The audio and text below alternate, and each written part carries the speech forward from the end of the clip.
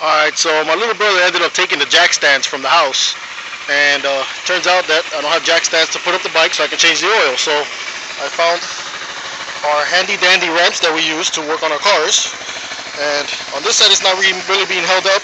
It's being held up here. As you can tell, the jack stand is up right now off the ground. It's being held up there, but it's just to test it out to see if it'll actually hold when I start working on the bike. I have the bike on right now because I'm about to take it for a little spin around the block, get all the engine fluids moving around before I actually get the oil taken out of the bike. So I'll keep you posted later on. Alright, so as you can see, I've already taken off the filter and I've taken off the screw to release all the oil. I'm letting it all drain out in my pan here, and I'll keep you guys updated on the next step. For right now, let me go ahead and show you what came out of there. This is where the filter goes into. This spring with this washer go on top of it. Then the filter goes on top of the spring with the washer, and then this cap goes on top of the filter. Let me not lose that. Alright, so once again, this spring goes over it, washer goes over it, filter over that, then this top right here. And there's the screw that I released for the oil, and this is the top for where we're going to put the oil into. So while that's draining down there, we'll let that sit for a while, and I'll get back to you shortly.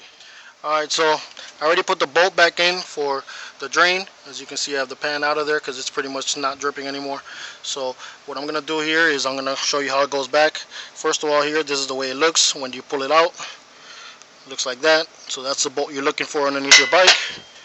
And then real quick, because it's going to rain, spring, washer, filter, and then on top of the filter goes that piece.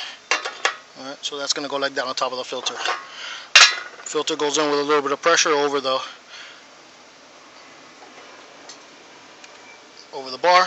So now you guys got the idea. Alright, so I'm about to get started to put the oil on the bike. Just wanted to show you guys what I have here. When I bought the bike, the previous owner was about to do a tune-up. So now that I'm getting ready to do it, he gave me his oil and the oil filter that you saw there. And this is 10W40 for all of you who don't know what oil to use in your bikes.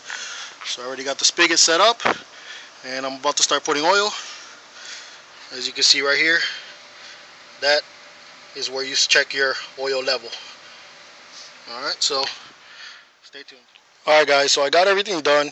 I got everything buttoned down under there. I got the oil back in the bike and everything, and there's the cap right there where the oil goes.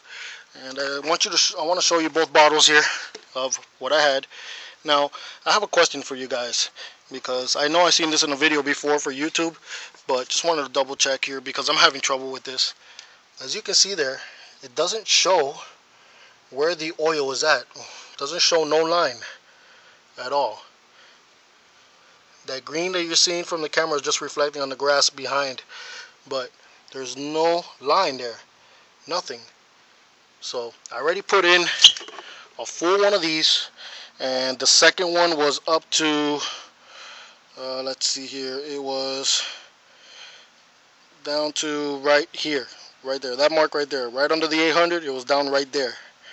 So that's how much oil I had. I had a whole one, and I had one marked up to the between the 7 and the 8 up there. So I understand it's supposed to be 1.7 how much you put into the bike. So I know I put enough. The bike's running fine. I turned it on and everything sounds good, but I don't see anything on the glass. There's no marking of how much oil I have.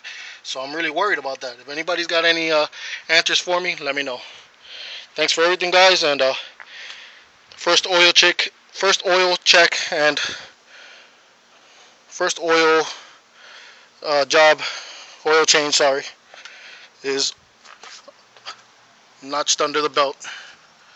Until next time, thanks for all. Alright, so it was bugging the shit out of me that I couldn't see a line. So I went to Walmart and I bought me some oil. Bought me some 10W40. And yes, you can use motor oil on your bike. I looked it up online before I actually bought it, so a lot of people do use it. Castrol GTX is a brand that I do recommend. I like this brand a lot.